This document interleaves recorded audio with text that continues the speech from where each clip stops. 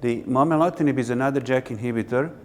We say JAK inhibitor, but it is not only the JAK inhibitor. It inhibits some other proteins in the body of a person, and that makes it different than others, clinically different. It is medication that can improve the anemia and control quality of life, as well as control the size of the spleen. The three major problems that myelofibrosis patients have. And therefore, we are very excited about it. In fact, a month ago, application for its approval was put forward with the FDA here in the United States, and I hope in Europe this will follow too soon. By next summer, therefore, we may have another drug to offer to our patients for anemia and control the symptoms as a primary benefit of momelotinib.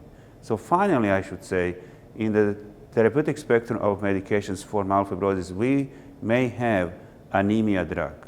But because remember, the ruxolitinib, fedratinib, and pacritinib, so far approved JAK inhibitors, are mainly for control the spleen and symptoms, and some of them actually cause the anemia.